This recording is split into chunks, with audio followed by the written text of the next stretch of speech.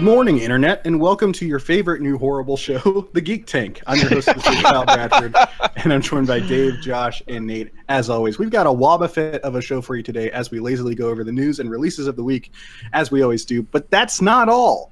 As you might imagine from the title of this week's episode, we have a very special guest in our midst. We're joined by the one, the only, the man, the myth, the legend, lead developer of the brand spanking new game Lost Sea, which you can get on PlayStation 4, Xbox One, and PC. Aidan Price, everybody. Hey guys, thanks for having me. Hello. Thank you for coming on the show. Thank you for coming on the show. Thank you very much. Now, to mark the special occasion, I'm going to do something a little unorthodox here. We usually roll straight into the news, but first, I want to take a moment and let our two whole listeners at home get a chance to We have more than that. I don't know about that. That's never We been do. proven. I checked the Never been stats. proven. I know what's up. We have like 3. You see, Josh, you just say, Josh, you always just say, I checked the stats. You never actually tell us what those stats are. I do. I tell you off the air. See, this I is, have see, told this is you how things multiple work times. over You here. just don't listen to me. I know. It's I'm just going what to I'm best continue at. thinking that there's only 2 just for my own self-confidence. Because Sure. if there's more, I'm just going to start panicking. You should panic. I panic every single day of my life. We've got our nice media interview in the show later, but I want to run a couple of questions for you, Aidan, rapid fire style, just real quick. How does that sound? Go for it. All right. Okay. These will increase in difficulty, mind you, as we go on. You ready? Like a Yeah, video go for it. game. Just Do I like win a a video prize? game. Another good Lana Del Rey song. Oh my god. Oh my god, Nate. Question number 1: boxers or briefs? Boxes. Yeah. Oh, right out of the gate. No, This is Like my, a right real out of man. I like this guy. I already don't like you, Aidan. Oh my goodness. See, this is I'm a what this is why Superman we're asking these series questions. I want everyone to know the real Aidan over here. The question number 2, we're getting a little bit more intense. Mm-hmm. Beyonce or Taylor Swift? Oh, Beyonce. No. My dude. I still, But- I, My dude. But I only know like one Taylor Swift song. We don't get a lot of her out here, so just by default. sounds like Understandable. a wonderful place. Understandable. Beyonce. Dude, everybody I needs think- more I 1989. think I need to move out to Hong Right. Kong. Dude, I didn't know Album who of the Kim year. Kardashian was till like 2 weeks ago. What? Speaking- What? Can I move out to Hong Kong tomorrow if that's the case? That's just like, I don't even know that what kind sounds of a world amazing. this is. My Some goodness. happy I wonderland. don't know if where, anyone else hears this, but whenever I hear 22 by Taylor Swift, I just hear it as sweaty too. Oh, Thank you for making that way grosser. Oh god. Oh, boy. Just you, Josh. That's just All you. right. Yep. We got the next question for you. Do you play normal or inverted? normal. Yeah. All right, A good. norm, Getting a ahead of It's normie called over here. normal for a reason. Very normie over here. Yes. Very clear. Whatever. Okay, Mr. Hufflepuff. I did. That's right. Hufflepuff? I saw something All really right. weird the other day where I saw someone play with an inverted mouse instead of an inverted, like you know how most people play with an inverted gamepad so that the thumbstick is Yeah. inverted. I saw have somebody never- play with inverted mouse. That was Oh, my buddy I does wonder. Yeah. I wonder if there's somebody out there playing Overwatch with a joystick. Oh my god.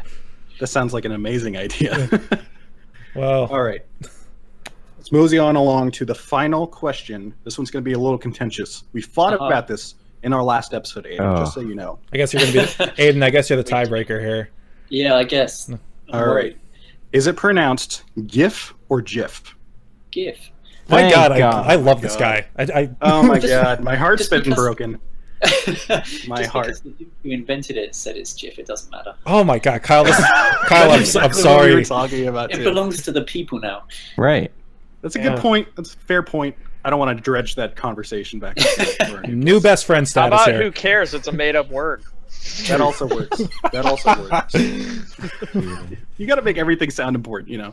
I'm gonna call it Fig, just to piss Fig. you off. I mean, we could just Yeah. we could just roll with Jive, you know, just go with Idea Channel thing. Yeah, Jive, nice. yes. You got to go with the jive. Yeah. I Watch like that episode if you haven't. Idea Channel. Oh, it's so Super good. good. Idea Channel is a quality YouTube channel. Absolutely. Yeah. PBS broadcast. Thanks Yeah. so much. Thank All you so the much for putting up PBS with those All shenanigans. the by the way, PBS Aidan. YouTube No, it's channels good. are good. That is very It's good true. to get. All the PBS ones are good. Yeah. Honestly, though, I wouldn't know what to do if you didn't put up with her crap. Ladies and gentlemen, we are the Geek Tank, a show where we dive right into the trenches of the gaming industry and give you our brutally honest opinions. You can find us on YouTube, iTunes, Stitcher, SoundCloud, and every other platform every single week. If you like listening to this, please make sure to leave us a like or a favorite.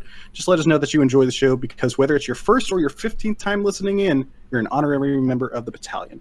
We've got a great show for you guys. We'll be talking to this awesome chap, Aidan Price, all about his career and his brand new game, Lost Sea. But first, let's get right into the news.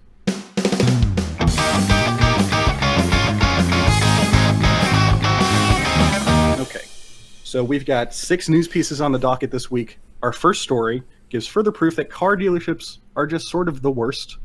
An independent Ford dealership in Quincy, Massachusetts had been accused this past Monday of using artwork from a Campo Santo developed game, Firewatch. Mike Futter of Game Informer called the dealership to ask about the artwork and was reportedly hung up on only after learning that the dealership's advertising department apparently has no copyright vetting processes. Shortly after the news broke, a member of Ford's communication group reached out to Gamma Sutra, claiming that, quote, Ford was not involved in creating the quirk dealership advertising. Our dealers are independent businesses, unquote. The dealership eventually gave games media sites the source of the artwork which they used, which seemed to be a wallpaper site the dealership would routinely use, quote, claiming, we always use DMCA compliant sites when getting images, unquote. Campo Santo's Sean Vanneman, writer and co-director of the game Firewatch, disputed their responses, explaining that the artwork included elements that are exclusive to the game's website. The dealership issued an apology via Twitter later that day. So this one made me laugh. Yeah, I worked at an auto auction and can confirm car dealerships are the worst. Did you really? I did. Yeah, for like this 2.5 years. It sucked. I feel like this has to be a story that we delve into at a later date. Oh yeah, I'll tell you all kinds of things. But for the time being, I can't believe that this is a thing. I just imagine whenever people are trying to call up this car dealership and fucking where was it at? It was It's in Massachusetts. Massachusetts. It's just like, I mean, what is Firewatch? What is a video game? Exactly. I don't even know. I mean, to start with, like, publicity. I can see this happening 100%. Like it's. I mean, it did. So yeah, but it's not like I'm sitting here like, oh my god, Josh, really? All right. Right. I mean, I would say it's a little bit. I guess. I was not expecting this in our weekly news docket. Is all I'm saying. No. I mean, I'm not expecting. I I'm not wasn't surprised at all though. Like when I saw it, I went, yeah. Sounds about right. Yeah. Like, oh, you silly car dealership. Like I lived like the car dealership thing. They are awful people, and I see this. I lived the life. I just love how Ford just kind of like separated themselves from the dealership. They're like, nope, they're independent. Well, it's true. Like they don't really keep an eye on their dealerships. Their dealerships are run kind of independently, like franchise sort of. Mm-hmm. Did they say they used an outsourcer for the artwork? Was it like a freelancer that they hired for the artwork, or was it internal? From what I've been looking at, it just seems that they have an advertising department that they've got in there. Because whenever people were calling the actual Ford dealership, they gave the phone over to some dude named Mike or something. Yeah. It's a whole chronology of just silliness. I wouldn't be surprised if they used a freelancer and there was a guy who thought he could, turn a quick buck by just lifting it. Interesting you bring that up, because I feel like our next news story is actually... I feel like that's what's behind our next news story. Because it turns out silly car dealerships aren't the only ones dumb enough to steal art assets from popular video games. Developer Trek Industries has become the focus of heated debate after publicly stating that their game has been victim of a DMCA takedown on Steam made by Activision. The controversy stems from the possible stolen assets from Call of Duty Black Ops 3 for use in Trek Industries' game Orion. Trek Industries made the takedown public knowledge in a post on their official Facebook page in which they provided side-by-side comparisons of the guns in Black Ops 3 and those in Orion, and went on to claim that the DMCA takedown to be unfair. In a separate post on the official Orion Steam thread, developer David James, after lambasting the financial practices of the AAA games industry, reported that neither Activision or Valve specified what assets were involved in the complaint outside of specific guns. It's important to note that thanks to Reddit user Some Melon Cat on the PC Master Race subreddit, there's historical evidence of Trek Industries repeatedly lifting art assets. Yes, of course, it's got. Of course, it was on that PC one. Master Race, including both achievement artwork and separate in-game models on separate games. On top of that, further investigation from Reddit users have revealed that the uncanny similarities between the separate pieces of Orion's guns to those in Call of Duty indeed seem very similar, making the claims from the developer seem downright misleading. Yeah, that I didn't hear about this. It's funny because at first I'm like, yeah, that's okay, and then you were like, oh yeah, and there's all this like evidence and stuff. I was like, oh well. People are freaking out. Sorry. It sounds like Aidan was saying with the previous time, because on the Facebook post, apparently the developer I forget his name, David James, was saying how he would not expect that sort of stuff from the guy that does their guns and art assets like that and the like. But I mean, you're a developer, and how likely is it that they just simply outsource this work to a different team and they wind up stealing the art assets? Yeah, I mean, being in China as well, like copyright infringement is just, you see it all the time. Just before I go any further, just to say for Lost Sea, the guys we use in Spain are really good, and like everything they did was unique. But I've definitely worked places in the past where you send some reference off to, like an outsourcing company, you get something back, and you're like, oh, dude, this is literally just Wolverine. You've just paid it over. And they're like, no, this is 100% unique. I did this myself. And you're like, come on. And like, I've got a lot of sympathy for people, especially if they, going back to the car dealer, if they don't play games, they're not going to know, right? And you just have to be super vigilant. Like, I play a lot of games, but if I said to an outsourcer, and they might not be super reputable, and they send me back 10 gun models, I'm not going to be able to spot the ones that they've lifted straight from Call of Duty. I'm just going to see like, that's cool. So it's really important to work with outsource partners that you trust and that have got a good track record, and those guys cost a bit more money, so it's not always an option for some developers. But then the other thing is just to like get stuff out to people, get it in front of people as quickly as possible, so you can spot these problems up front, and you don't potentially run into a problem like Ubisoft had with the what was it? Uncharted, using the Ubisoft artwork in their trailer and things like that. It happens a lot. That's exactly what my mind jumped to whenever you said that. It's just really puts it in perspective. It's in the trailer whenever the story trailer, when Nate's looking at that painting on the above the fireplace. You know what it is. Yeah. Are you sure? Because I don't remember hearing about it. Yeah, that was a thing. That was a big thing about it. Yeah. Josh, you silly goof. It's like it's not acceptable, but it's just so hard to catch every. Right. Especially with this specific instance, because I've seen the pictures of the guns that they are looking at, and what it looks like is that they took like the laser sighting on one weapon and like the top half of a different gun. It looks like they just mismatched all these different guns together. And from what you're saying, if someone just showed me those guns randomly, I would never think that they're from Call of Duty, especially like just random parts of the guns. So it really puts it into perspective that I didn't think about.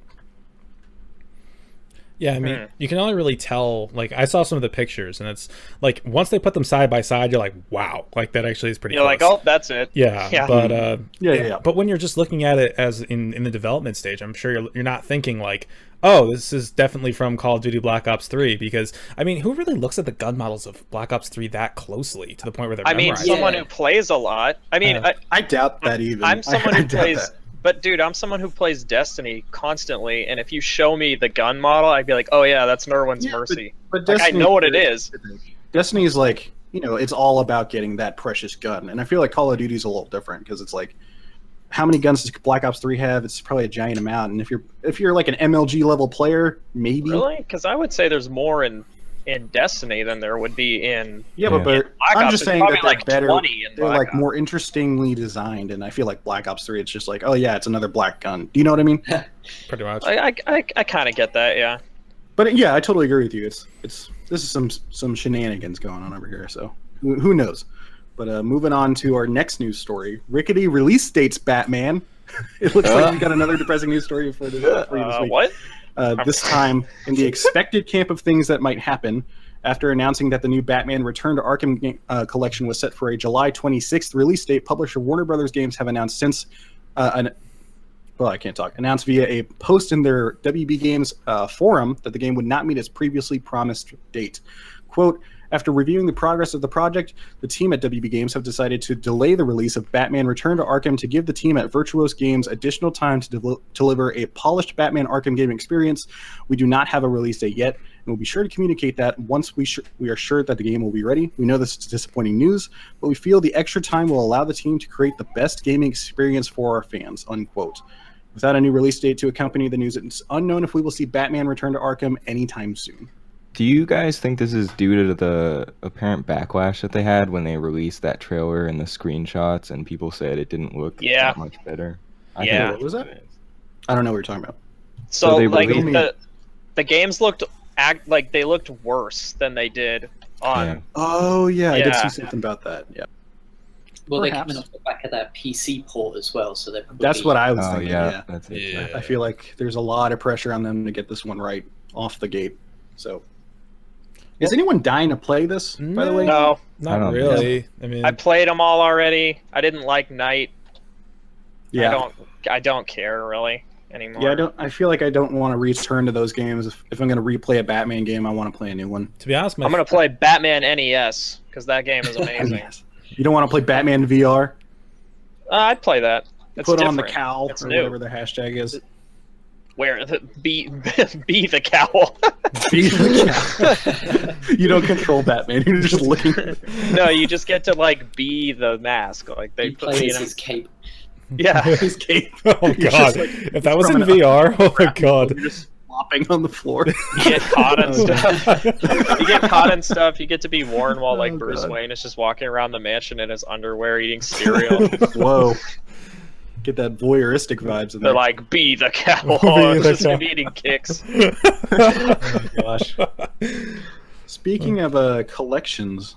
Oh my god. Moving on to our next news story. For months, we've been teased with enough Bioshock HD collection leaks that you'd think we're actually living in a city under the sea. Whoa. Finally, however, 2K has lifted the mostly transparent curtains, revealing the Bioshock collection for PS4, Xbox One, and PC. They Yeah. lifted For the September shower 13th curtain. release date. Whoa. Shower curtains, yeah. So transparent. Be The collection will shower come with curtain. the original. Oh god, be the shower. Be the Come with the original Bioshock, Bioshock 2, and Bioshock Infinite, as well as the single-player content and the director's commentary track by Ken Levine. Ironically, the news Love comes that. just after 2K accidentally jumped the gun by releasing a flood of art assets on their official website. Thanks again, 2K, for fumbling the layup in a game you're playing by yourself. So, Bioshock. Yes. Bioshock. I'm excited. I'm ready. I mean, I didn't care, but then I realized that the assets for Bioshock 1 have been up-resed, which I love. And if you own it on PC, you get it for free. And I own all of them on PC. Yeah, So that me makes too. me super Crazy. excited. Because it comes with all the single-player content. Yeah, So that it's just like, too. my gosh. Because I never got What to a play. bonus. I actually am a Bioshock 2 defender. I like Yeah, that same. game. Yeah, ditto. You guys are crazy. And I'm kind of excited to actually play Minerva's Den because I never got to play it. I hear Oh, so it's many really things good. about Minerva's Den. Yeah. It's really good. So, Nate, you're our Yes. resident Bioshock Oh my freak. god, yes. What's your take? Give me your hot take. My hot take is I need to change my pants. Wow. Very steamy in there. No. What's your favorite um, Bioshock, by the way? I One, two, go or back and Infinite? forth a lot. Sometimes I just say the first one because people get mad at me if I say Infinite, but honestly, I think they both have their merits. Mhm. And I also have a lot more nostalgia for Infinite just because, like, when I was playing that was when I, like, first started really getting into games as opposed to just playing casually. And so that's, like, a special time in my life, I guess, which is really depressing. Ah, yeah. No. You I became a I totally man. have that moment with Halo 2. Like, I Yeah. don't feel like Halo 2 is like as good of a game as Bioshock by any stretch of the imagination, but damn, yeah, I hold a very nostalgic place in my heart. Isn't it funny how this is coming like very similarly to the same time System Shock, which this game Oh is like man, a spiritual dude, successor yeah. to? those System Shock screenshots are They look so awesome. cool. They got me Pretty really interesting. excited Isn't because the demo up right now? It is. Yeah. Yeah. I mean, Yeah, you yeah. can play System Shock 1. No, not They the released a demo on Damn it, Josh. PC. Oh, they released it so that like I can just download. Yeah. Mhm. Yeah. Oh my god, I'm doing that right freaking now. I didn't know Go, this. Oh goodness! That's I see. I feel amazing. like I'm more excited for System Shock than Bioshock, but I love me some Bioshock. Yeah. Well, Especially- most I people really- never got to play System Shock. Yeah, I never played it's System like- Yeah, Shock, good so- time. It didn't age very well. Oh goodness! Like, I Oh tried yeah, to- it doesn't look good now, like, but graphic, yeah, I tried Oh to go yeah, back. yeah. Of course, yeah. Clearly, what's the AI in System Shock called? Fuck. I forgot. Smorgasbord. What? Smorgasbord?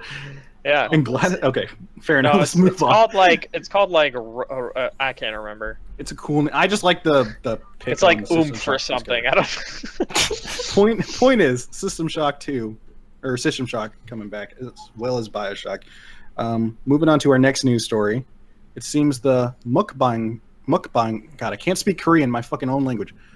The mukbang trend in South Korea, one where people watch other people eat online, is becoming a Western trend as well. A new category on the popular video game streaming service Twitch, entitled Social Eating, launched this week, similar to Twitch's other successful non-gaming category, Twitch Creative, that spawned the resurgence of Bob Ross, of all things.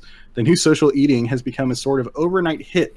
The launch of the category also comes with some rules stated under the specific use cases of the Twitch Social Eating FAQ page, which lists primarily eating junk food and drinking alcoholic beverages as clear no-nos. It shows just how millennials ruin everything, even eating, said one 50-year-old suburban father that no one asked. My dad So pretty much like social eating, like I look at social eating on Twitch, how everyone who isn't a gamer looks at Twitch in general.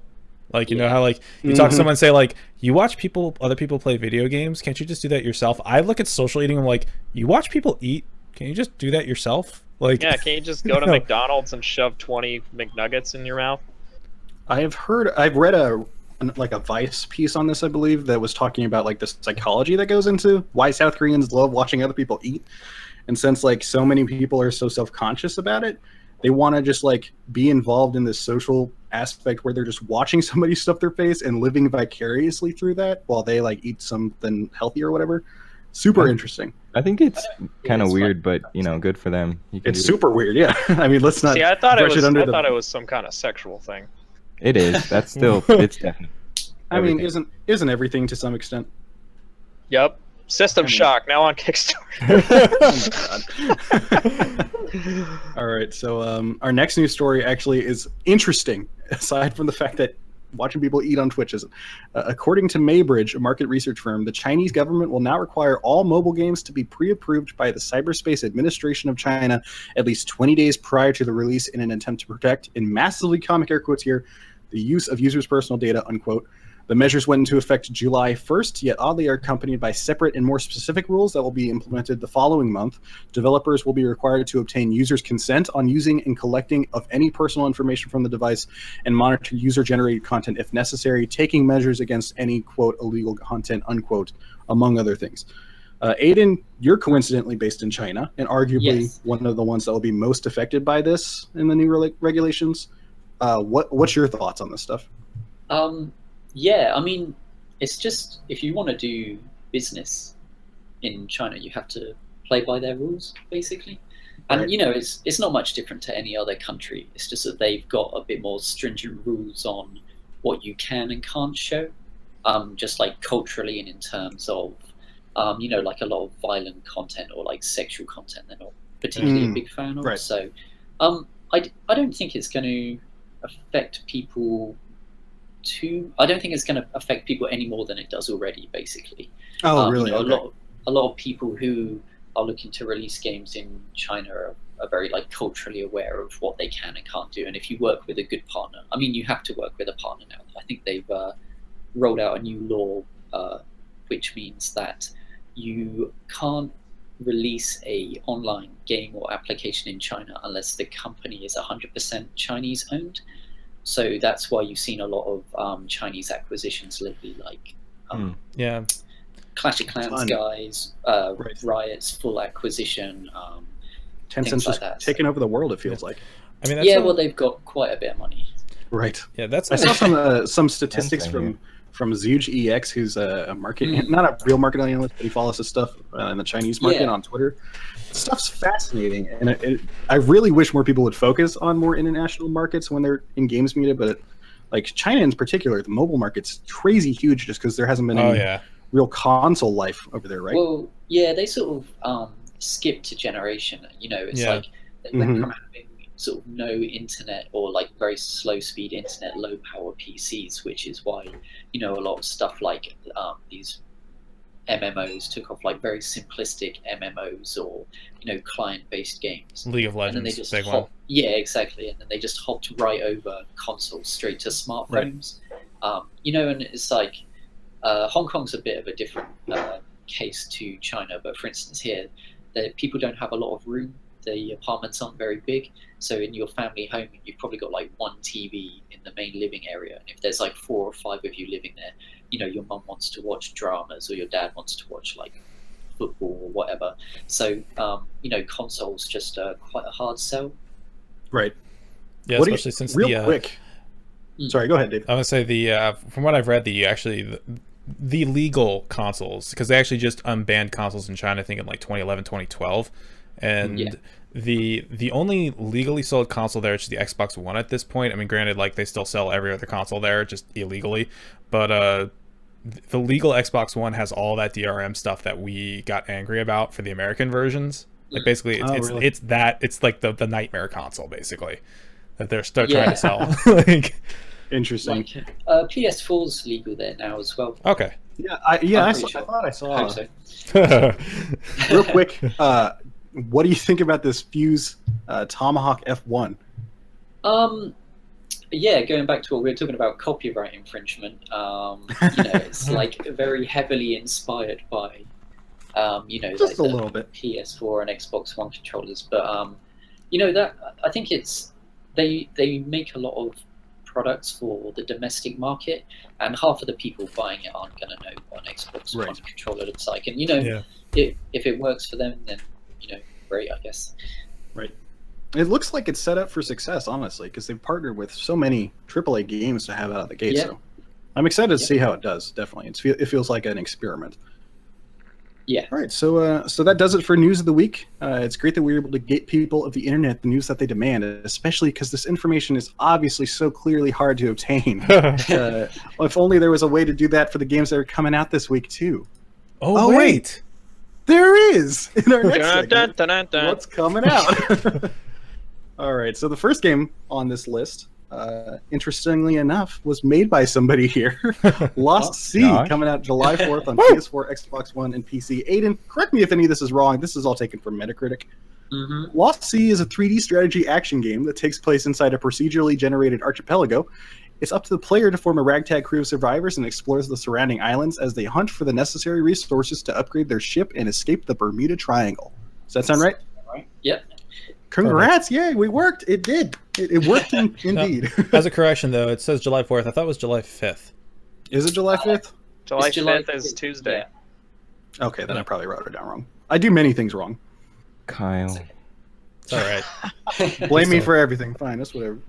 Okay. Next game on this list, Zeo Drifter, coming out on the same day on PS4 and PS Vita, although it already was released on the 3DS, PC, and Wii U. Drifting Through the Stars, Zeo Drifter is a story of an interstellar drifter traveling the stars on a simple mission of exploration. Jesus, I still can't talk. Do it. We join our nomad as he embarks on the investigation of a small cluster of 4 planets in the Omega Sector after a collision with a rogue asteroid damaged his warp core. Blast your way through the alien landscape, seek out valuable secrets, and defeat ancient guardians to unlock powers from a legendary supreme culture and this exciting journey of mystery and adventure. You know, anything with the name Omega Sector, it's gotta be top notch, right? I think there's a distinct lack of archipelagos in that video game. I would agree. Or procedurally generated archipelagos. Right. Is it archipelago or archipelago? I think it's archipelago. Archipelago. That's what I said. You know what? It's a made up word. It's not a real word. Right, technically, all words are made up. This is true. Language. What does it even mean? I just smacked my hands together. Can we not that's a whole nother Can we please language. not go down that rabbit hole, please? Next game coming out same day, Carmageddon Max Damage on PS4 and Xbox One. Not sure about this before we jump in. I believe this is an updated version of Carmageddon Reincarnation. Yeah, I think so. If I'm wrong, someone will correct. I don't know. Things are happening. Create carnage in a wide range of large open-world environments and smaller battle arenas with plenty of fun stuff to smash into, smash up, snap off, and sling around.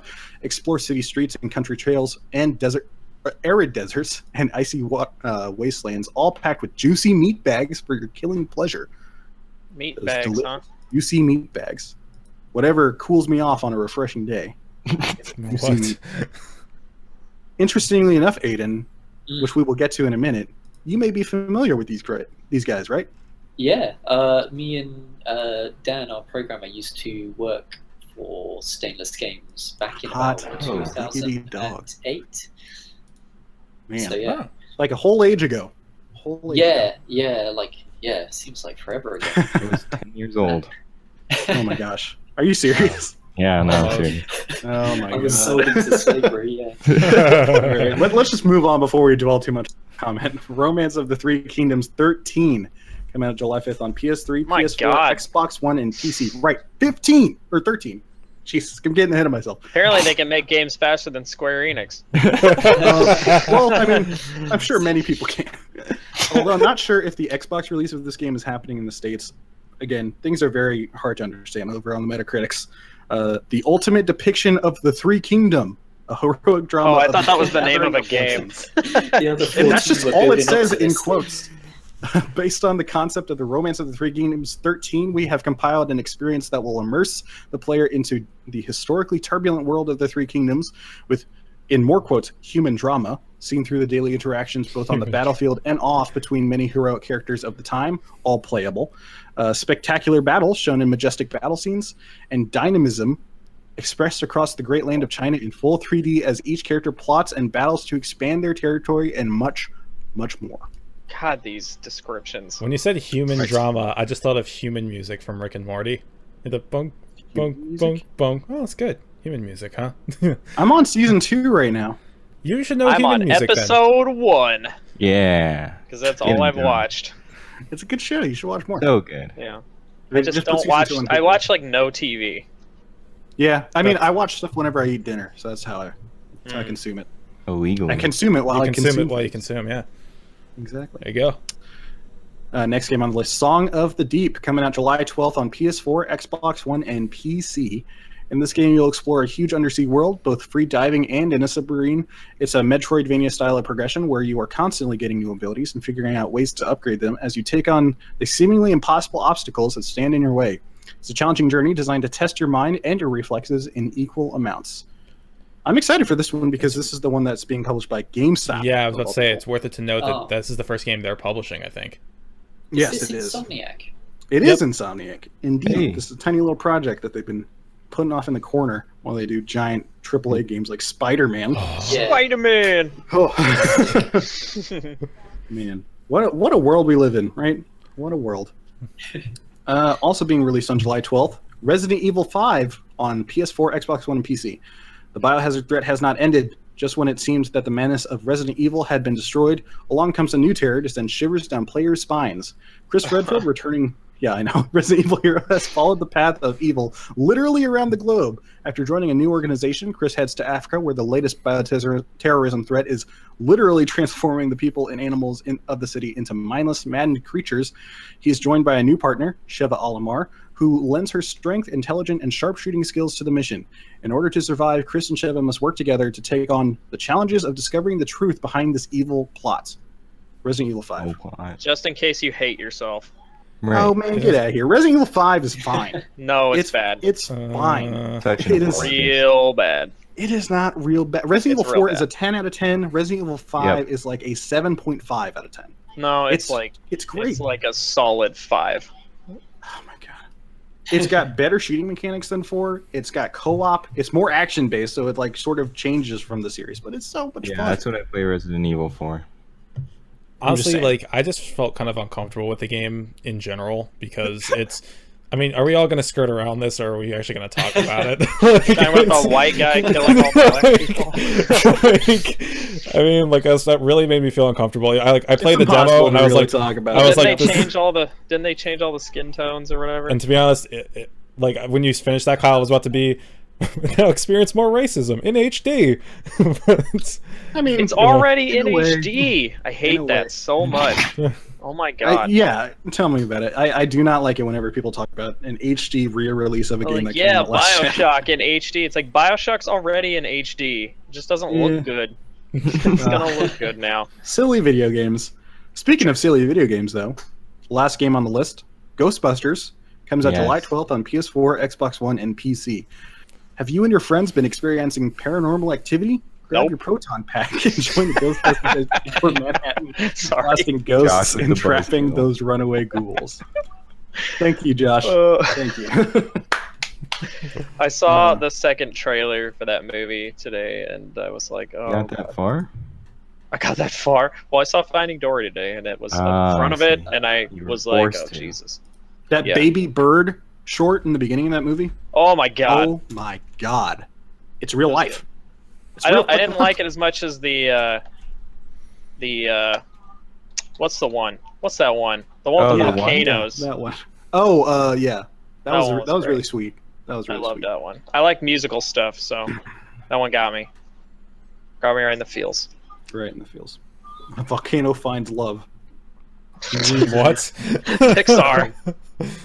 That's what that's about. It's apparently an ancient, like a traditional Hawaiian song. That's a real thing. About a volcano. I heard it was a Lord of the Rings fan fiction. They hear Nate. That's why Mordor was bad. All right, and that does it for the games coming out this week. Again, you can check out a complete list of the games coming out over at Metacritic.com with all the same confusing misinformation and outrageous user reviews that we deal with when we look at that. So that's it. We finally made it. Topic of the show.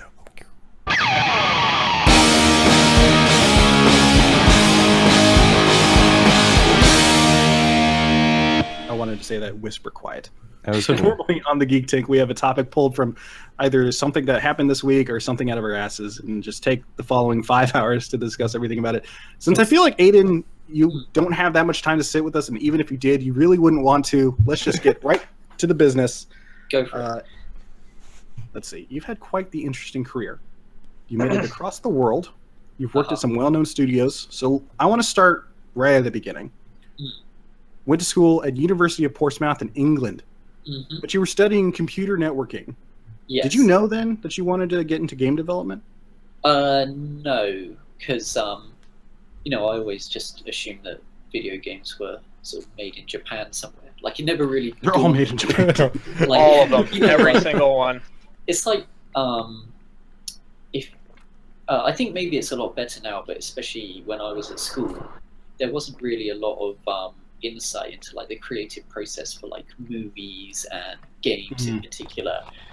So stuff like Hollywood and games, you always just assumed it was made in like Hollywood or Japan, and so it never really dawned on me. But I was playing a lot of Day of Defeat and Tribes 2 at the time. Like I was Tribes 2. Like, don't date yourself now. I was like all clanned up and doing like competitive leagues and stuff like that. And I figured that computer networking would be a good way to sort of, start moving into that field. Like maybe I could set up my own server hosting place. Like I forget what it was called, like multiplay and stuff. Where you'd rent a server for for $5 a month or what have you. Right. That's interesting. So you're going in for computer networking to essentially your goal is to start up fan servers for Tribes 2? Well, it was just because I'd been doing a lot of stuff anyway. Like when we have LAN parties, I'd always be the one to try and network up some dude who's got Windows 98 via coax cable to somehow playing Tribes. Yeah, like just getting it working was enough of a challenge. So I already had a bit of interest and experience in that area. So I thought it'd be something good to build on and still sort of games relevant. Right. How many years did you spend at Portsmouth? 3. 3 years. Okay. So when did you figure out that you wanted to get into the University of Creative Arts then, start studying that stuff? So after university, I just needed to get a job, right? So I that took usually helps. I could, which was like tech support for. At the time, looking back on it, it was actually quite ahead of its time. Like they were the first people doing mobile data, and they would outsource that to the main carriers that we had in England, like Vodafone and 3 and stuff like that. Wow. And I remember like some dude came to visit the office, and he had like a SIM card in a USB box, like a huge USB box about the size of like a PlayStation 1. And he plugged it into a laptop and got internet with no cables going into the wall. We were like, "Wow, this is like you think about it. Yeah, you think about it now. So everyone's got Twitter in their pocket; it's no problem. But so I worked there for a bit, and it was cool at first because it was like technically quite interesting, but it got real old real quick, and I wasn't sort of very happy there. And then I was playing Metal Gear Solid 3 at the time. So like I just come home, like chuck Metal Gear Solid 3 in, and I just had this sort of epiphany, like this is what I want to do. Like I was like, this is what I want to do. Like right. And then literally the next day I went in and I started looking for, just like what were my options, like university courses or what have you. And then by the end of the week I had it in my notice, and I figured I've saved up enough money. I'll take a year. I'll just spend this year trying to get into the games industry. Like I don't hold out much hope for this, like the actual degree. Like I'm not worried about the bit of paper, but what I wanted to do was, do my, take a year and basically not have to worry about working and just like network, learn as much as I can. So right, get your feet wet. Yeah, exactly. And I'd never been to art college. My education background had all been very technical up to that point.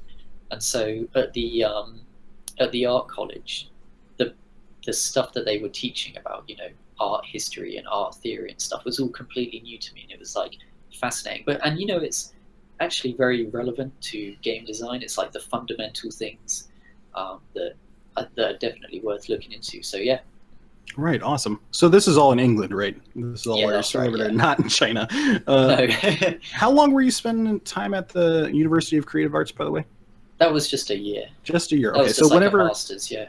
So the next thing that I found when I was looking through information on you, stalking your information. Yeah. I was about to say, thank you for not commenting on how creepy this is yet. When you interview a guy, got to figure out every crazy secret. You won a runner-up in Dare to Be Digital competition? Yeah. What year was this? That was 2006 or 7. Okay. 2006, I think. So this project, was this the first full game then that you ever created? It was the first. It wasn't like the first prototype, but it was the first one at that sort of scale, if that makes sense. So like everything that I'd made personally to that point were just like silly little projects. I was using Visual Basic, and I was just making like, Episode 1 Pod Racer. Yeah. Yes. Yeah. Of course. Yeah. 64. So Freaking I just made like classic. a really ghetto like pod race management game. Oh, nice. Okay. So you're making lots of like Hello World sort of like experiments. Yeah, and like making a lot of maps for games I was playing at the time. Stuff like that. But the Dare to Be Digital competition was amazing because we were actually in EA. Like we went to EA and went into the office every day for like 10 weeks, and we had mentors there come down and teach us. And oh wow! I swear I learned more about game development in those 10 weeks at EA than I did in like the year of my masters. Wow! Right. And it's just because like you've got people with so much experience coming and chatting to you on a daily basis, and also teaching you about like shipping a game, because as good as like games education can get, I think the actual act of shipping something is something you can't learn about in a book, right? You've got to sort of do it. Right. And when you've got like deadlines and you've got to hammer all this stuff together, you definitely learn a lot more under those sort of circumstances. That's so crazy. So you're at EA learning from all these top guys. Where's that again? EA Guildsmouth? Is that what it is? I forget. Yeah. Guildford, yeah. So, like, excuse me, not English. Gill's mouth. Somewhere, something that sounds like World of Warcraft. I think most notably that's where Criterion is based. They did all the Harry Potter games out of there. Nice. A lot of stuff like that, yeah. Interesting. Oh. So when you're making these relationships, is this wherever you figured out to worm your way in when you got into EA when you were working there as a QA tech? Yeah, I mean, it definitely helped. Just, I'm a firm believer of, instead of going on a website and finding an email address, just like talk to a person, right? So as soon as we were wrapping up there, I just chatted to the lady who'd sort of organized everything. And I just said, I'm interested in doing some testing. Can you sort of give me a contact that I could follow up with? So I just did that, and then they invited me down for an interview. And like the interview process for testing is pretty crazy. They put like 30 of you in a room, and you have to like answer sort of games trivia questions, like fill out bug reports and stuff like that. So sort of passed the test, and then they put me onto multiplayer test team for Battlefield Bad Company and Battlefield 2142. Oh wow! Of all games to pick up, nice. Those games. Yeah, I love So- those games. So a lot of people like to talk about like the romanticized version of being a video game tester. How is it Yeah. really? Because it sounds like it's not fun at all. Oh no, it's fine. Like it depends. If you're talking about like the romanticized like, Mars boy or grandma's house or something. To be Like fair, that. you were playing a multiplayer game, so that at least helps. Yes, yeah, I think yeah. that's a very good point because, like, you know, I had an interest in multiplayer, and like my job on the multiplayer test team, I was essentially like the server admin. So one of the things they were very strict on was don't let people debug in the multiplayer because it essentially like invalidates the test.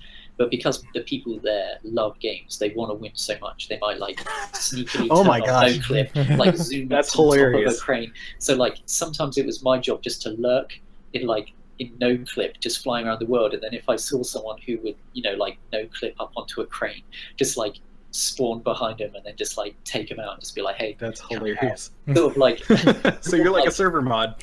yeah, like an enforcer. That's hilarious. But you know, like there were times where I'd help out the single player guys, and you do have bugs where you're literally throwing grenades at your feet in a certain spot for like 3 hours.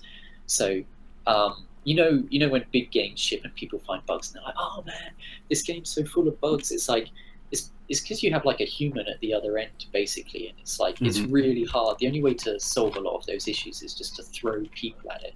You know, Right. you need hundreds and hundreds of people paying for like thousands of hours. But as soon as the game ships, there's going to be 1 million man hours put into it the first hour that it goes live, right? And you can't catch everything. Right. Right.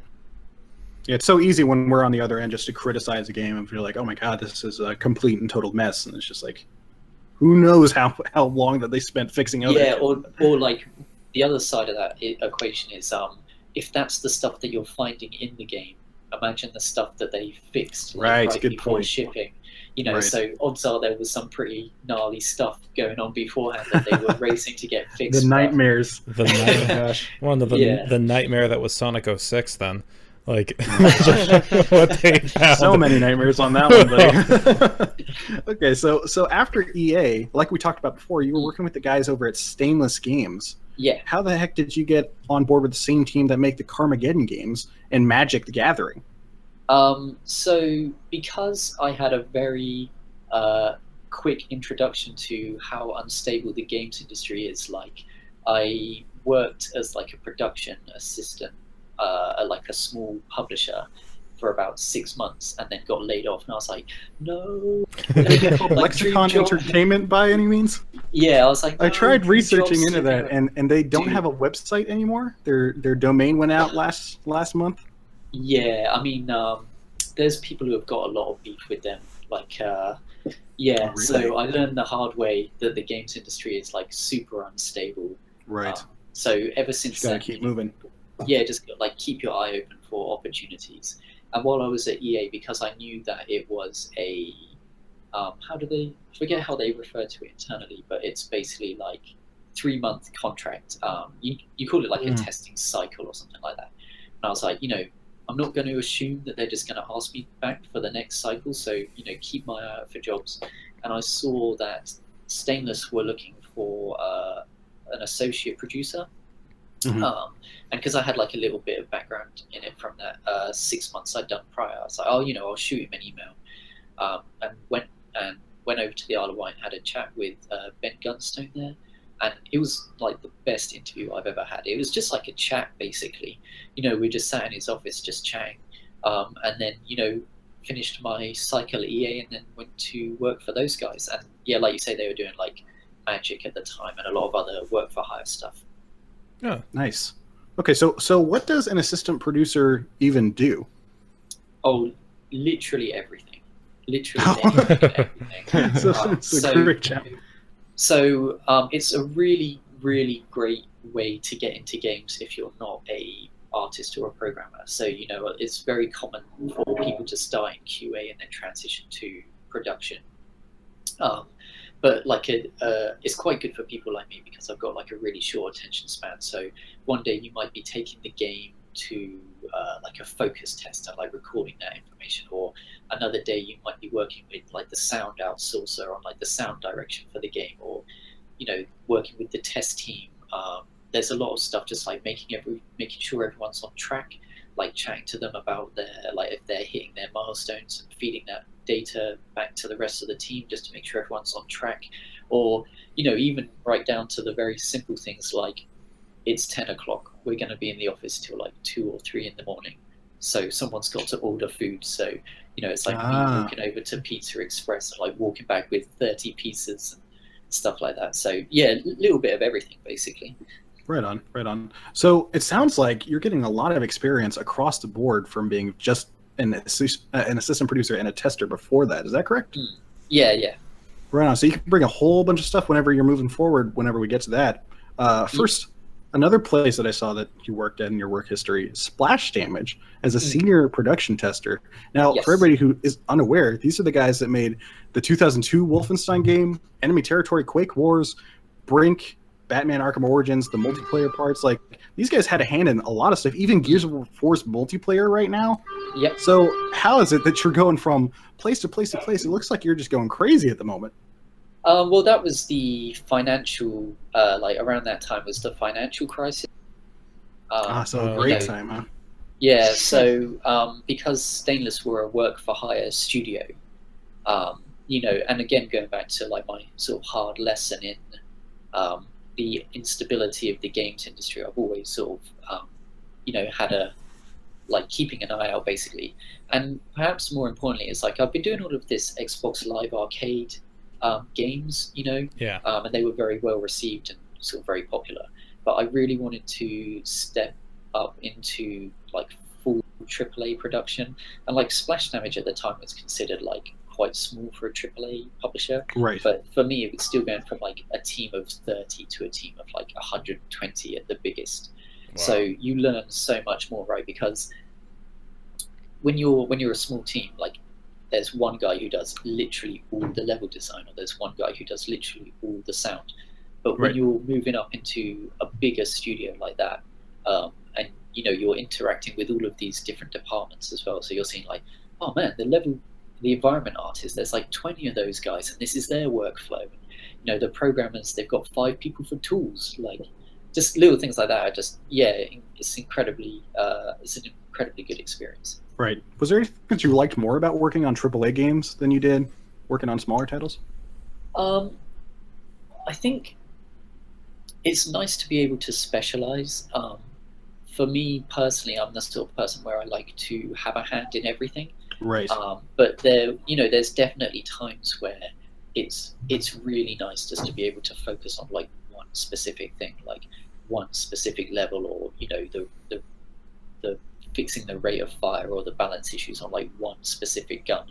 But the counterpoint to that is I know people who sort of their entire job is reload animations for guns, and that's right. like day in day out for like 5 or 6 years. That'll be fun forever. Well, because when you get specialized as well, it's hard to like move around, because they're like, no, you're really good at gun animation, like reload animations. So we want you to do more gun reload animations. So it's like it just depends on the person, I think. Right. That makes sense. It sounds like, though, if you're getting pigeonholed like that, especially at a studio that's as large as that, what happens whenever they shift gears onto, like you were saying, a gun reload animator? What if they're making a game where there's no guns anymore? Like, what does that happen? Well, exactly. Yeah, That's exactly what you're thinking.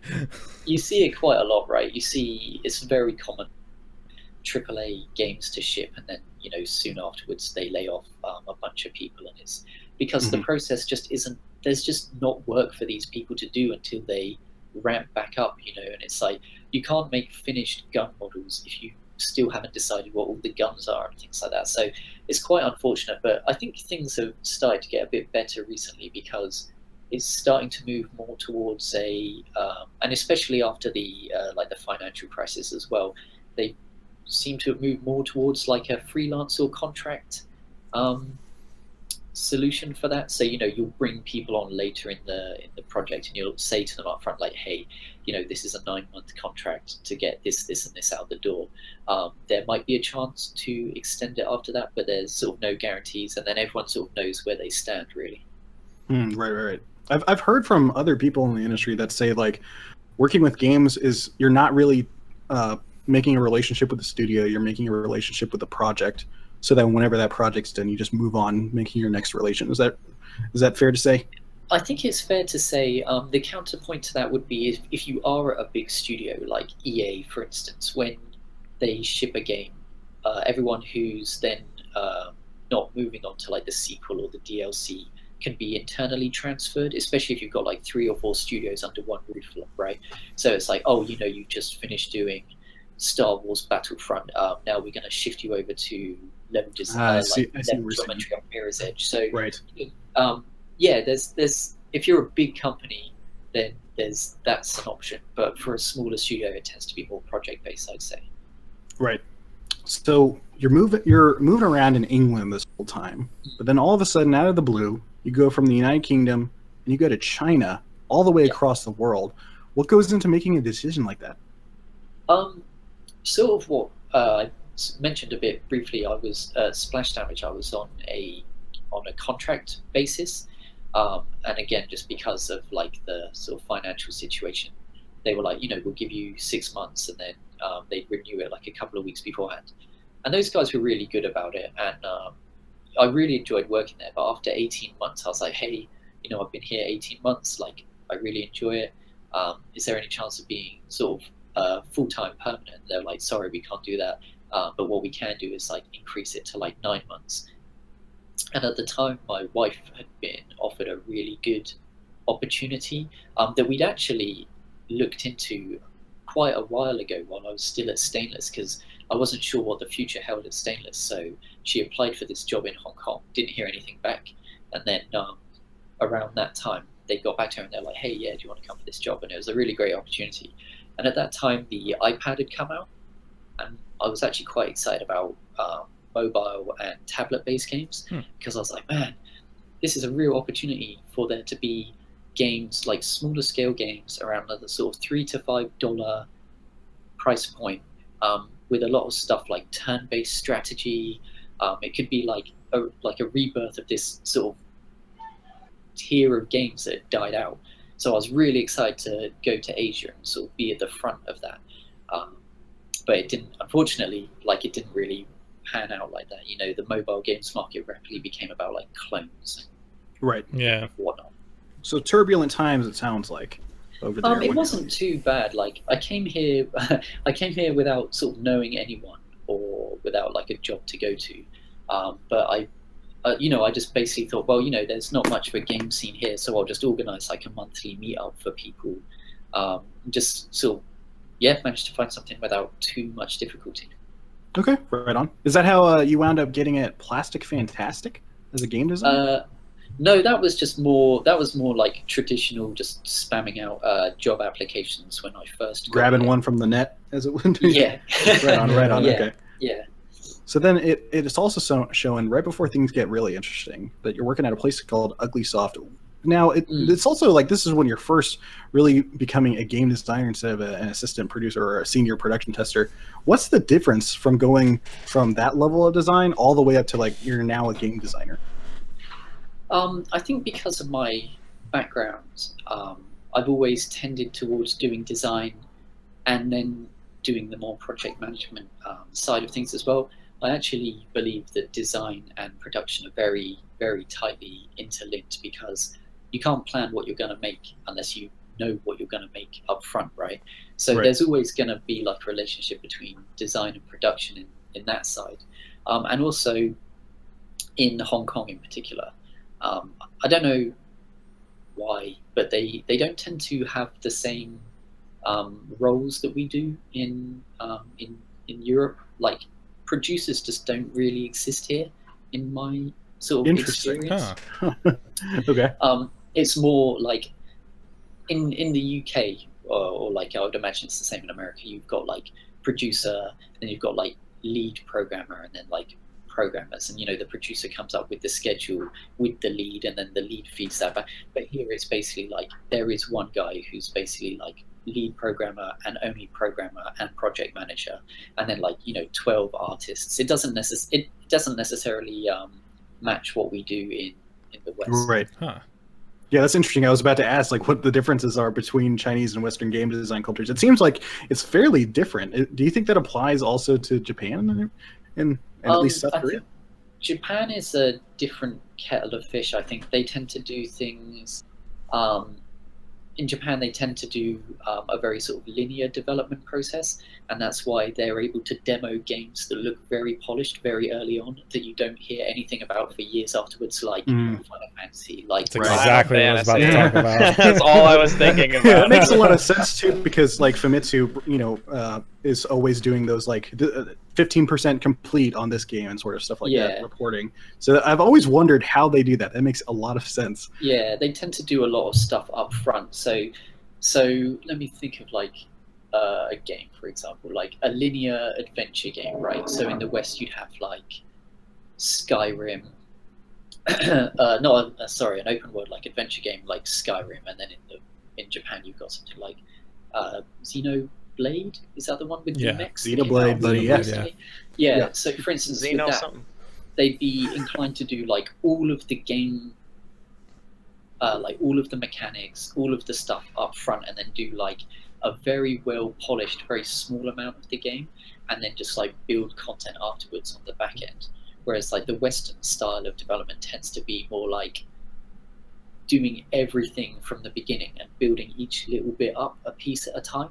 So everything is coming up at the same time. Whereas in Japan, it's like, this is everything. Now build the rest of the content. Sounds like completely different worlds. Yeah. It also shows that you started freelance game producing at this point and designing. What's the difference between working on a team and what advantages do you think made you want to go into freelance? I just try and keep my sort of keep as many opportunities open as possible.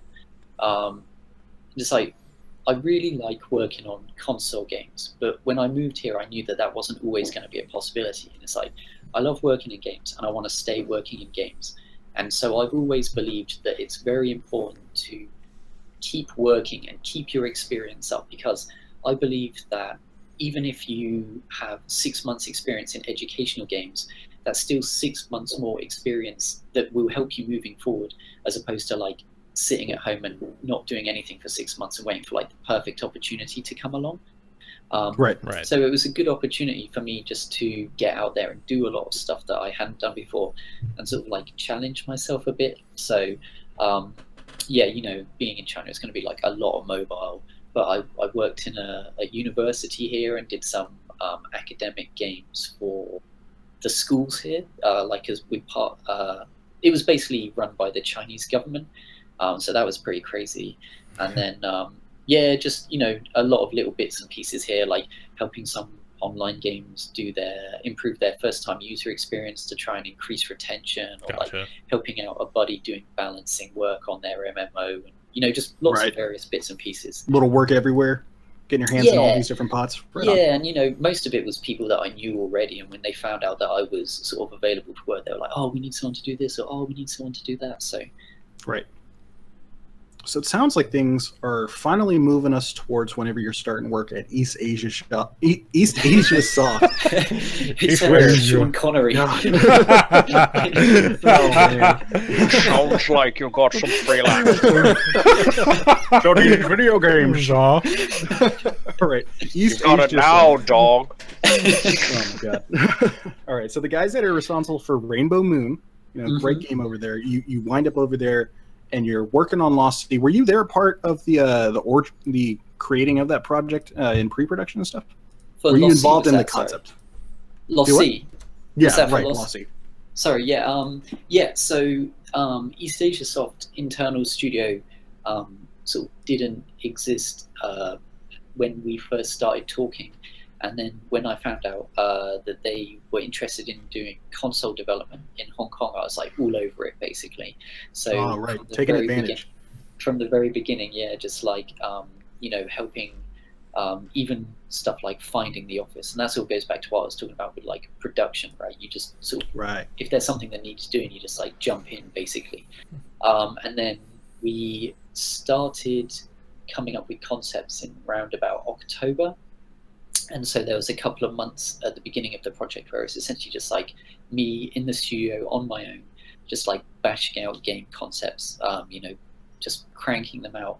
And then when we had like a short list, coming up with like the various sort of merits of each one, and then ultimately like putting together like a full design based on that idea, which was Lost Sea. Right on. So it sounds like you were throwing darts at a board, saying like, these are all the awesome ideas we've got. Lost Sea was the one that wound up winning. Yeah, and it's also, it's important to be aware of what your constraints are, and sort of pick ideas accordingly, because we're never going to be able to make an Assassin's Creed with a team of like 4. Oh, really? Why not? 4 outsiders. We could make a whole historical city with a couple of guys. Sounds easy. we could give it a good shot. Procedurally generated. Right. So it's important to be aware of like what your constraints are, and that's where a lot of the decisions for like procedural generation and the art style, that's what they were born out of, right? Right. So it sounds like from the get-go, you had a pretty clear idea of what Lost Sea was going to be, right? Yeah. So what's the elevator pitch for this game before we get any further?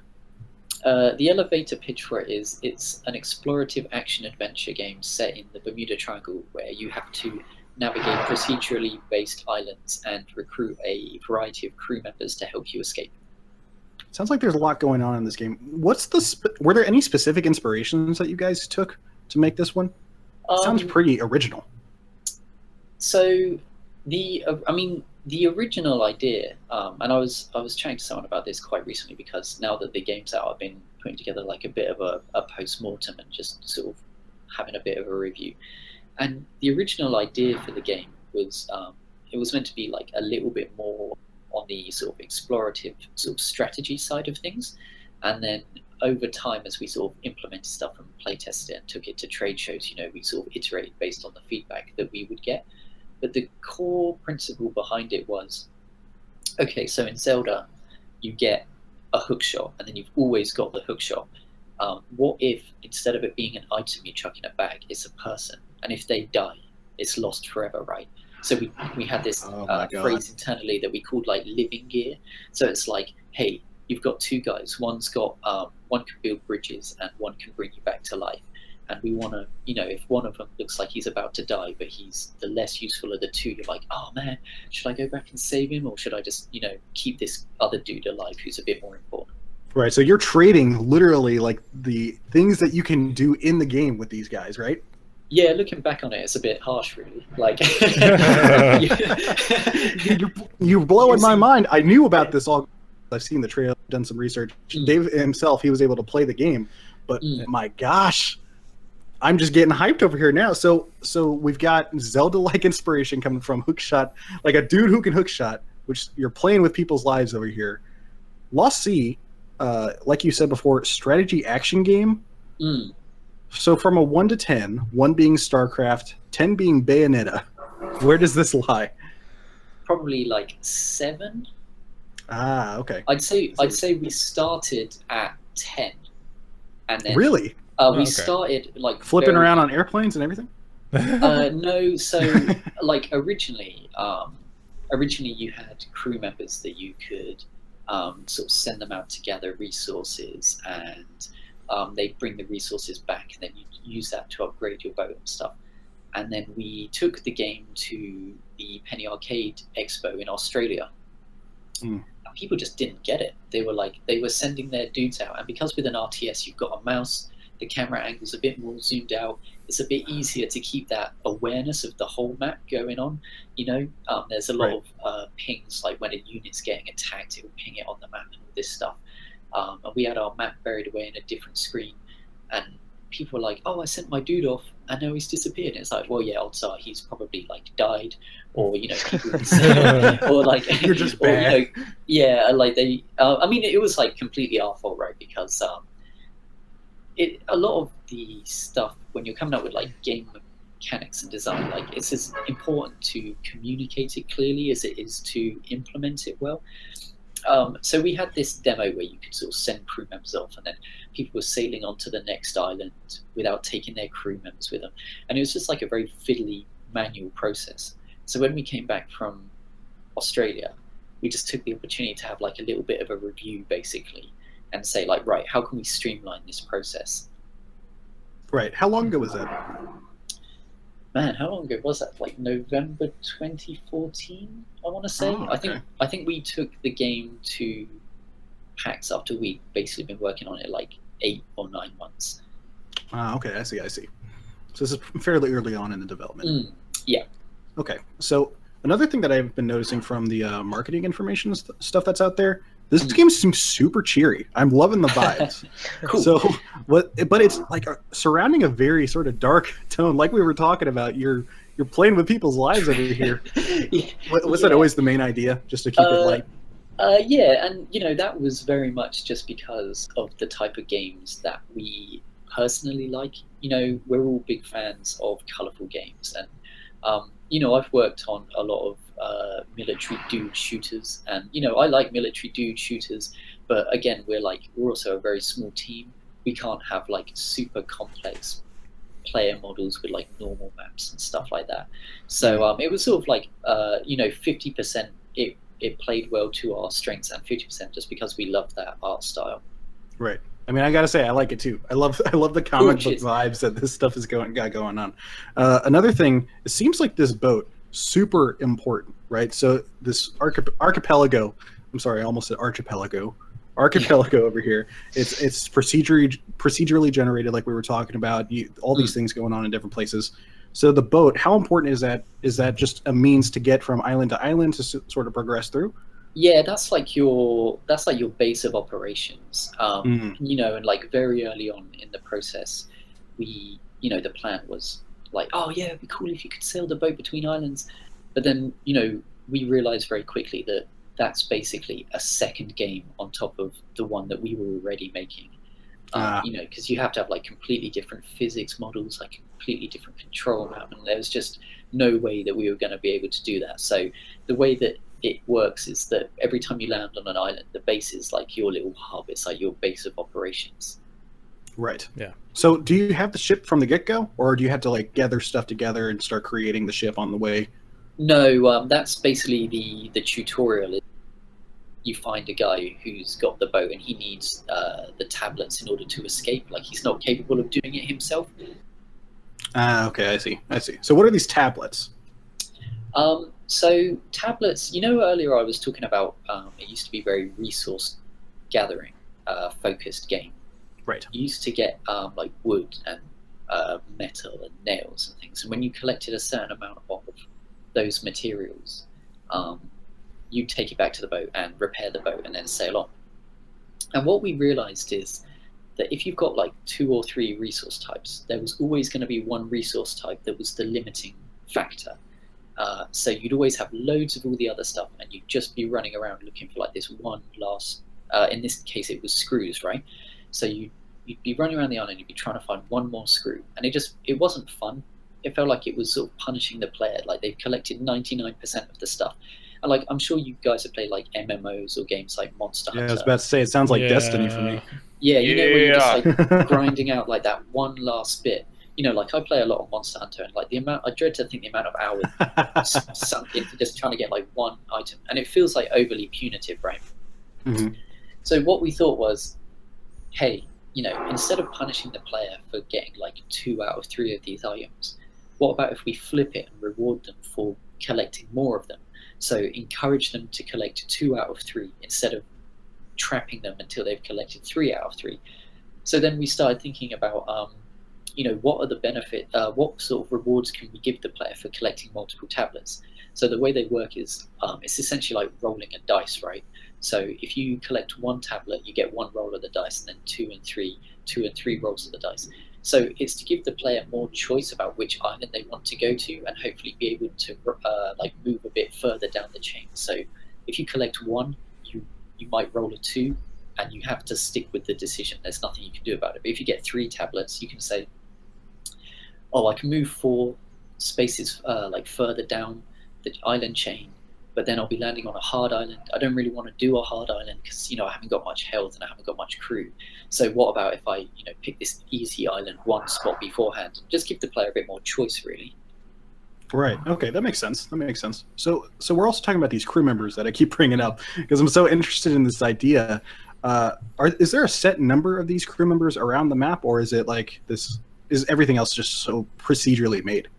Yeah, what we do is each island is split into like 3 difficulty tiers: easy, medium, and hard, and that determines the amount of resources that spawn on each island.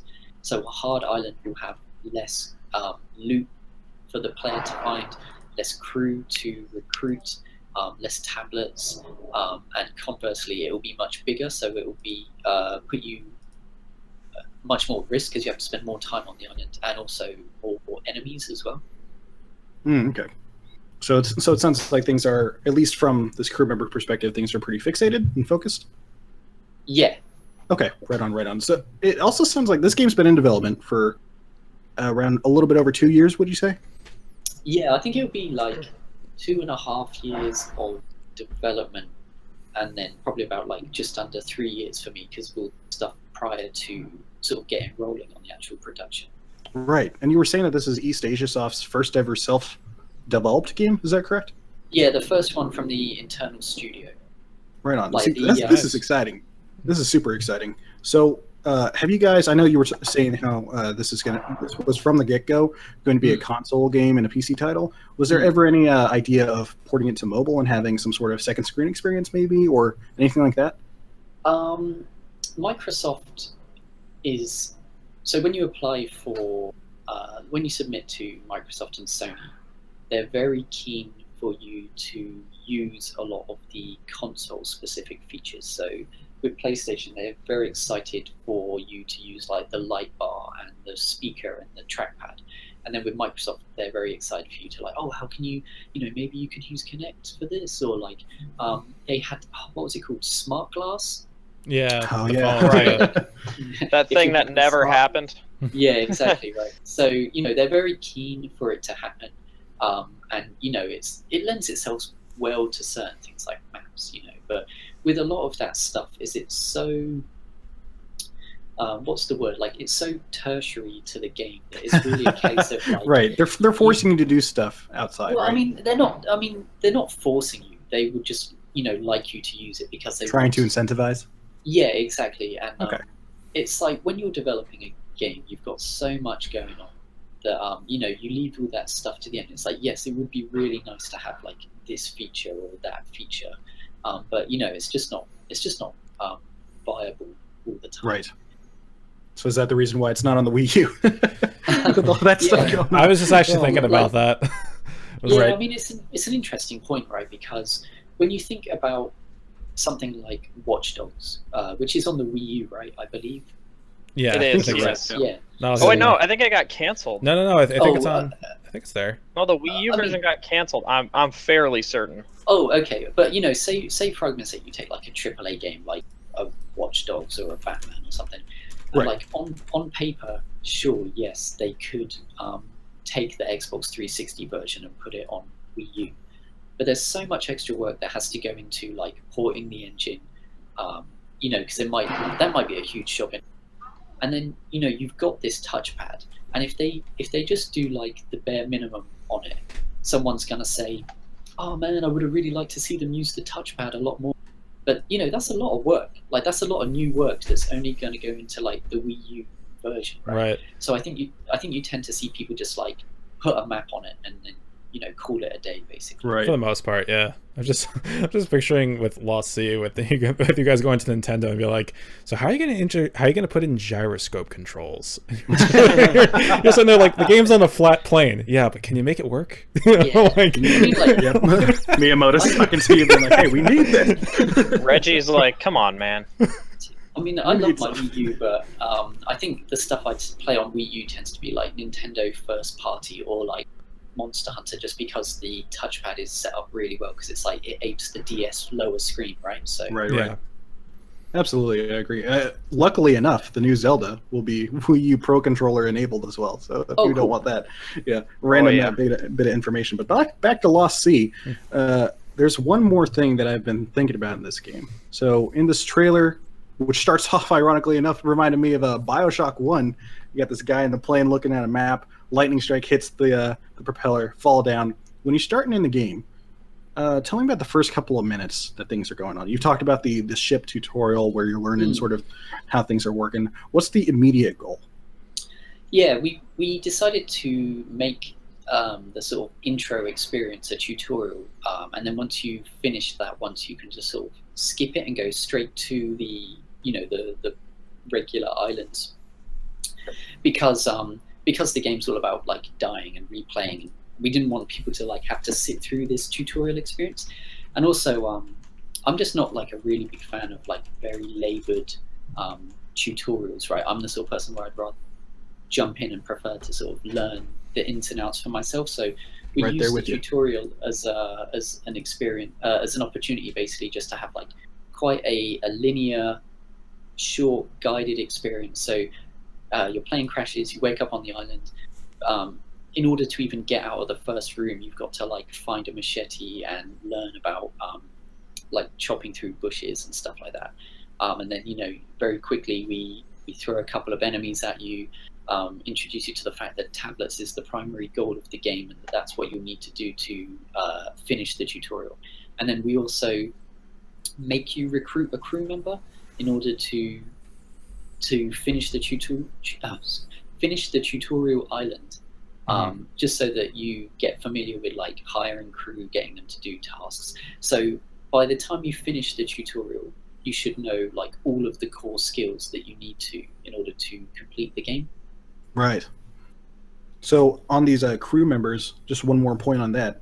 Are they like it sounds a lot like a XCOM, but implemented in a way where they're more important than just soldiers that you've got? Because like once you lose one, it sounds like that was an important guy. It wasn't just you can't just get another Bob. Not to mention you can be the one to kill them by accident, which is what I did. We can't just get another Dave. I think we can get another Dave. I feel like we can get one fairly easy. But it would never be another. It would never be another. No worries, buddy. It wouldn't be So, Dave, you're the one that played this game. Did you have any questions for Aidan? No, I mean, I've only really spent, to give context, I only spent really about an hour with it, and I got through the tutorial. I played a couple of the islands, and actually I experienced your whole tablet system firsthand when I only got one of the tablets from the island, put it in, and it forced me to go to the hard island, and I was just like, well, I have no companion, and I'm just going to this alone. Okay, cool, let's do it. Go team. And How did that go? Actually, it went pretty good. I actually ended up. Cool. I ended up because I had figured out the combat system pretty well by that point, so I knew to like go back with certain, like there's a certain enemy that jumps up and slams down, so you have to kind of back up when he's attacking and then attack him when he slams down.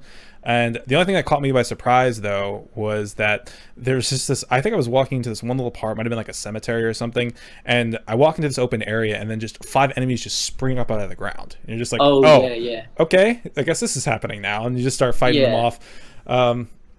But really, like, it was just interesting what was being thrown at me, with the hard map versus the easy map. It was like stuff that I'd played a couple of the easy islands, so I kind of was like, going to autopilot a little bit between those islands. But when I switched to hard mode, then like that's when I started switching things up, not necessarily just making the enemies a little bit harder, but also threw different enemies at you and just had them come out of nowhere occasionally, which is interesting to deal with. So with those enemies, there's like a trap. There's a trap marker. There's like a load of skulls on sticks. Oh. But this is one of the things, right? It's like when you work on something every day, those skull markers used to be like half the size that they are now. And I was like, man, people keep not knowing what these traps are. I'm just gonna make these poles twice as big as they are, and people will definitely. But like you sort of. You get so close to it, you sort of underestimate it because right? Like you've seen it every day. So on retrospect, what I should have done is put like fire on top, like something just to draw the eye a bit more, or like make them like 4 times the size or something like that. Right. Yeah, that's interesting because when I was at GDC 2 years ago, and I got to play Firewatch like before it came out. And me and the person I was with got super confused about this one mechanic, and we told them afterwards, and they're like, "Yeah, we've been hearing that all day." And it's like what you were saying. When you get so close to it and you just know it, it's like, "Oh, we don't see this as an issue." But then when someone who's never played it before says, "Why do I have to hold down 3 buttons to answer the radio?" They go like, "Oh, I didn't think about that." Yeah. Yeah, it sounds like not to make this another crazy crazy comparison, but is this the Dark Souls of archipelago procedurally generated games? One thing I would say is that I think because of the cartoon style, it may be people are a bit taken aback by the difficulty. You know, they see the cartoony style and they're like, oh yeah, I think I know what this is. It's going to be like Lego or something like that. And then they just get, you know, they walk out and they just get torn apart, and it's like, oh, sorry. I love that. It's like when you're sitting at a stoplight and you're looking at this car next to you who's all binged up, and he's like trying to get you to race, and so you're ready for it, and then he just takes off a mile ahead of you down the road. Just hits you. What? I don't know. Side of the road. A common occurrence. It's okay. So this is coming from I learned something about that Kyle I just today, recently talked about with one of my friends who's like this ricer jerk. He wants to make this this little BMW, not BMW. BMW is a great car, a Volkswagen car, just into this monster, but leave it looking like a piece of trash.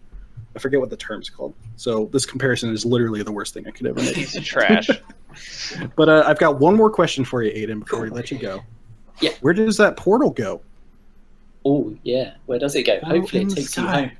Oh, gosh. Okay, so we may not be able to get the answer out now. So people, everyone listening, you gotta play the game. Figure that out for themselves. What consoles is it? Oh.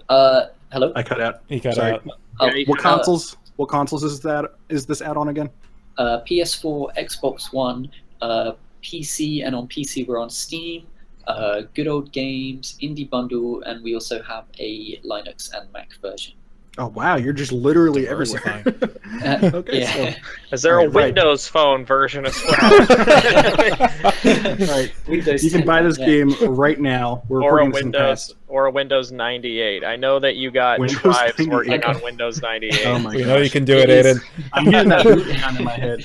Oh goodness. How big a market it is. Oh gosh. All right, Aidan, thanks so much for coming on to the show. Big round of applause, everybody. Yeah, absolutely. All right, it's been a pleasure and a delight. So that does it for another episode of the Geek Tank, everybody. A show that we dive right into the trenches of gaming industry and give you our brutally honest opinions. You can find us on YouTube, iTunes, Stitcher, SoundCloud, and every other platform every single week. If you like listening to this, please make sure to leave us a like or a favorite. Just let us know that you enjoy the show, because whether it's your first or 15th time listening in, you're an honorary member of the battalion. We'll be back next week as always. Aidan, where can we follow you on Twitter, on social media? I'm at Aidan KJ Price on Twitter, and at Lost Sea Game. Awesome. Everybody hit this guy up. Go pick up Lost Sea. It's an awesome game. We'll be back next week as always, so make sure to come back for more gaming goodness. Until then, goodbye, everybody. Bye. Bye.